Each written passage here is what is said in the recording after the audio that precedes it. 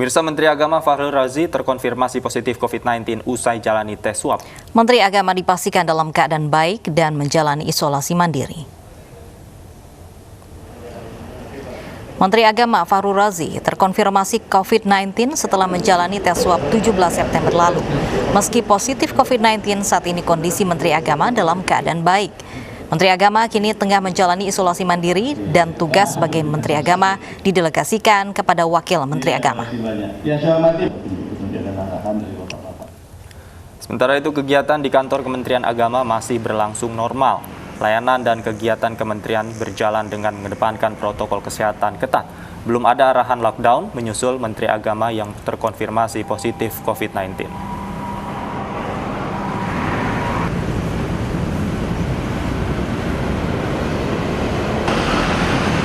Pemirsa, kita telah tersambung dengan juru bicara Kementerian Agama, ada Bapak Oman Fatur Rahman. Selamat siang, Assalamualaikum Pak Oman.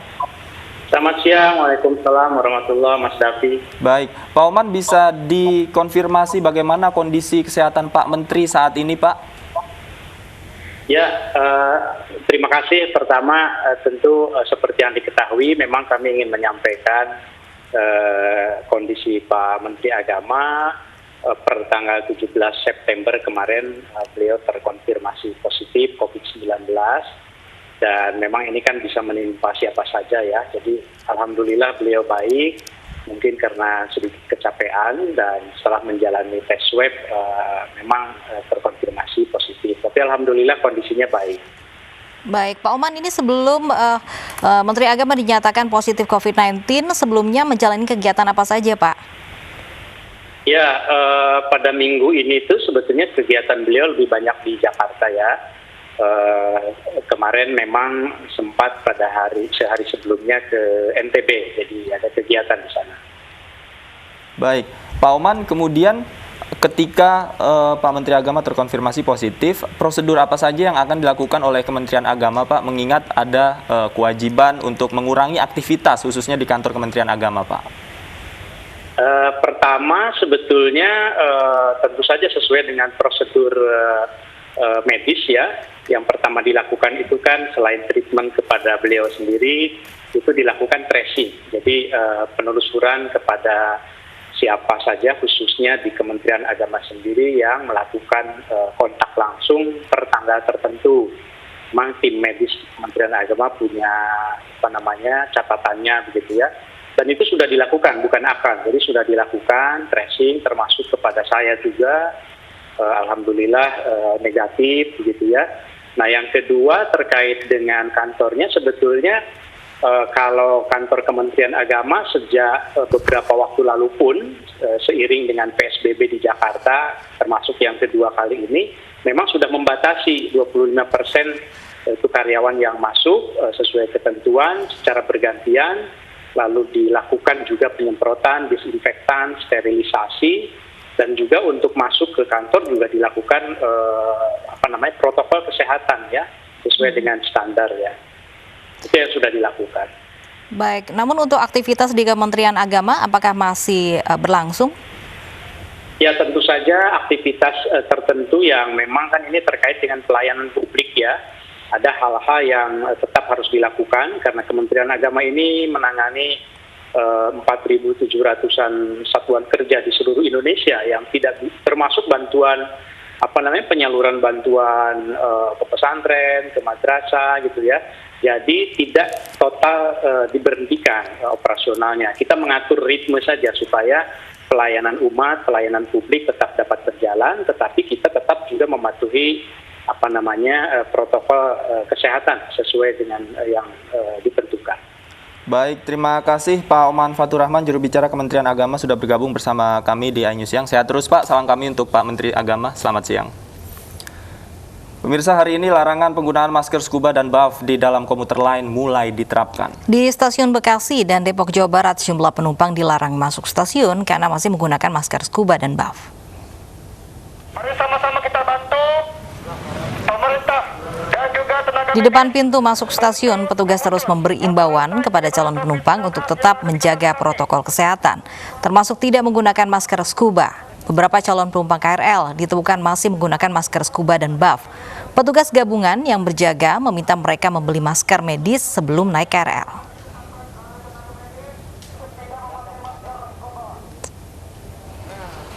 Di stasiun Depok, Jawa Barat, salah satu penumpang sempat protes saat dihadang petugas karena menggunakan masker scuba. Setelah mendapat penjelasan petugas, penumpang ini kembali dengan menggunakan masker medis yang diwajibkan. Sebagian calon penumpang masih menggunakan masker scuba dan buff karena belum mengetahui aturan wajib menggunakan masker medis saat menggunakan moda transportasi KRL. Aku nggak bawa gimana, Mas? Silakan beli dulu aja. Silakan makan aja kalau Anda makan. Pemirsa, informasi selengkapnya kita sudah bergabung dengan rekan Mahathir Muhammad di stasiun Tanah Abang, Jakarta. Mahathir, bagaimana kondisi di sana? Apakah masih banyak penumpang KRL yang menggunakan masker scuba, Mahathir? Ya, Davi dan Lovi, kalau di stasiun Tanah Abang sepertinya tidak terdapat masyarakat atau pengguna KRL yang menggunakan masker scuba atau bahkan buff. Menurut pantauan kami dari Senin pagi hingga Senin siang ini, memang masyarakat atau pengguna KRL khususnya di stasiun Tanah Abang ini sudah mengindahkan atau sudah mengikuti himbauan dari pihak PT KCI bahwa pada tanggal 19 September 2020 sudah diberlakukan dan hari ini adalah hari pertama untuk menggunakan masker medis dan juga menggunakan masker kain berlapis 3. Dan kalau tadi memang di kawasan Depok seperti Davi sampaikan, memang ada beberapa masyarakat yang dihimbau untuk membeli masker kain atau juga masker medis dan yang menggunakan masker scuba ini tidak boleh masuk. Di stasiun Tanah Abang sendiri memang tidak ada terjadi hal-hal seperti itu. Banyak sekali masyarakat ini memang sudah mengikuti himbauan dari PT KCI. Khususnya hari ini adalah hari pertama sudah memberlakukan dari penggunaan masker di stasiun Tanah Abang, khususnya masker medis dan juga masker kain berlapis 3. Dan Davi, saya akan juga membahas mengenai perubahan jadwal yang sudah dirubah oleh PT KCI semenjak 19 September 2020. Di mana memang semenjak PSBB Jilid 2 yang diberlakukan Pemprov DKI tanggal 14 September, ini di setiap stasiun khususnya PT KCI memberlakukan perubahan jam khusus untuk pemberangkatan di beberapa stasiun. Pertama adalah yang perlu diperhatikan untuk seluruh pengguna KRL bahwa untuk KRL ini baru akan beroperasi pada pukul 4.00 waktu Indonesia Barat atau 4 dini hari. Itu baru akan menuju Jakarta pada pukul 5 dini hari dan akan berakhir keberangkatan dari DKI Jakarta meninggalkan JKI Jakarta itu pada pukul 19.00 waktu Indonesia Barat. Jadi dari PT KCI juga menghimbau kepada seluruh masyarakat untuk bisa standby atau juga sudah siap di peron-peron di stasiun yang dituju pada pukul 19.00 waktu Indonesia Barat. Dan juga mengenai jumlah penumpang yang di dalam peron dan juga dalam gerbong ini memang dibatasi. Di dalam peron sendiri, memang apabila nanti terjadi antrian, mereka dihimbau untuk berdiri sesuai marka yang sudah diberikan, ada tanda merahnya. Namun untuk di dalam gerbong, ini hanya diberlakukan maksimal hanya 74 orang saja.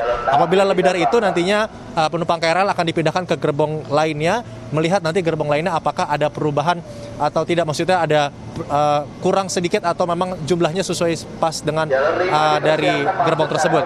Dan juga nanti ada himbauan dari PT KCI untuk seluruh masyarakat yang berusia lanjut khususnya 60 tahun ke atas, nanti juga ada jam khusus yaitu dari jam 10 pagi hingga pukul 14.00 waktu Indonesia Barat. Dan juga untuk para orang tua nantinya akan membawa anak di bawah 5 tahun, ini dihimbau untuk tidak membawa anaknya ke stasiun karena memang sekali lagi untuk menghindari paparan COVID-19. Dan juga Davi, untuk terkait dari kereta bandara juga terjadi perubahan.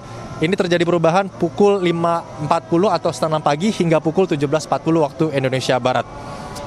Davi. Baik, terima kasih Mahathir Muhammad melaporkan langsung dari Stasiun Tanah Abang, Jakarta.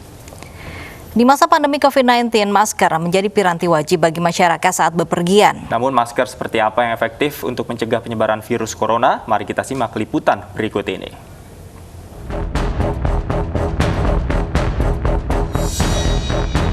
PT Kereta Komuter Indonesia mengeluarkan aturan baru melarang calon penumpang KRL menggunakan masker scuba atau buff. Hal ini dilakukan karena menilai masker jenis tersebut terlalu tipis sehingga kurang efektif menangkal virus corona. Dalam penanggulangan pandemi COVID-19, Indonesia sempat mengalami kelangkaan masker. Supaya masyarakat dapat menggunakan masker yang tepat, ada beberapa jenis masker yang direkomendasikan Organisasi Kesehatan Dunia atau WHO. Masker mempunyai jenis yang beragam dan memiliki efektivitas yang berbeda dalam menyaring droplet dan aerosol. Seperti masker N95 dengan presentasi 95-100% mencegah droplet dan aerosol.